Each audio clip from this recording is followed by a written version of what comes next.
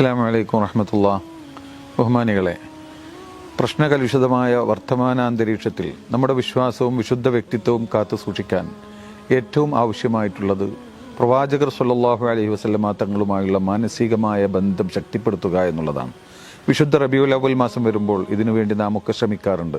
ബഹുമാനപ്പെട്ട സമസ്ത കേരള ജമിയത്തുൽ ഉലമ കേന്ദ്ര കമ്മിറ്റിയും ജില്ലാ കമ്മിറ്റികളും ഒക്കെ അതിനുവേണ്ടി വിവിധങ്ങളായ ഫലപ്രദമായ പലവിധ പദ്ധതികൾ ആവിഷ്കരിച്ച് അതൊക്കെ നടപ്പിൽ വരുത്തിക്കൊണ്ടിരിക്കുന്നു. അതിൻ്റെയൊക്കെ ഒരു ഉദ്ഘാടനമായിക്കൊണ്ട് സെപ്റ്റംബർ 4-ാം തീയതി ബുധനാഴ്ച തൃശ്ശൂർ MIC അങ്കണത്തിൽ വെച്ച് വിപുലമായ ഒരു മൗലിദ് സദസ്സും മദ്ഹുർ റസൂൽ കോൺഫറൻസും നടക്കുകയാണ്.